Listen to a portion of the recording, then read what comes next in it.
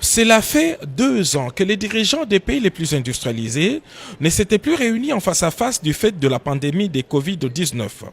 Le sommet des Roms était donc l'occasion pour ces leaders mondiaux d'échanger sur les principaux défis auxquels la communauté internationale fait face actuellement, à savoir la pandémie des Covid-19 et ses effets pervers sur la population et les économies.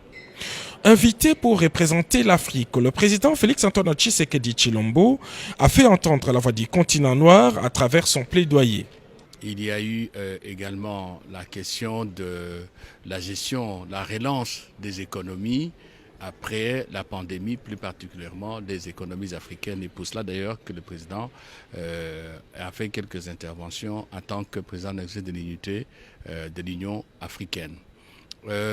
Les discussions vont continuer demain dimanche parce que c'est le jour de la fin de travaux. Il y a aussi d'autres problèmes que j'appellerais connexes par rapport à ce que j'ai cité, le problème de la sécurité à travers notre continent, le problème de la dette des pays en voie de développement et le problème de la pauvreté en général. En marge de cette journée inaugurale, le président Félix-Antoine Tshisekedi a eu plusieurs autres rencontres en bilatéral. Avec le secrétaire général des Nations Unies, Antonio Guterres, plusieurs dossiers ont été évoqués. Avec le secrétaire général des Nations Unies, ils ont passé en revue tous les grands dossiers de l'heure au niveau des Nations Unies. Évidemment, ils sont revenus encore sur la pandémie de la Covid-19, la question du vaccin, aussi bien en termes d'approvisionnement qu'en termes de capacité de production. Ils sont aussi revenus sur la question de la dette, de ressources à mettre à la disposition des pays africains pour la relance.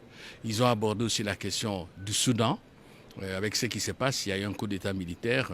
Il y a aussi la question du Tigré, c'est-à-dire de ce qui se passe entre l'Éthiopie et le Tigré. Et à ce qui concerne la RDC, par exemple, la question importante de la sécurité à l'est du pays. Dans un autre tête-à-tête avec le Premier ministre italien Mario Draghi, le président Félix-Antoine Tshisekedi Tshilombo a évoqué des problèmes bilatéraux et d'investissement. Avec le Premier ministre italien, c'était presque dans la même lancée, avec certains problèmes bilatéraux, notamment le procès de l'ambassadeur Attanasio Lucas, les investissements italiens en RDC et aussi la question de la sécurité à RDC pour voir dans quelle mesure très rapidement l'Italie peut revenir dans notre pays comme dans le temps avec des investissements pour participer à l'œuvre de reconstruction nationale à laquelle s'attellent les chefs de l'État et le gouvernement.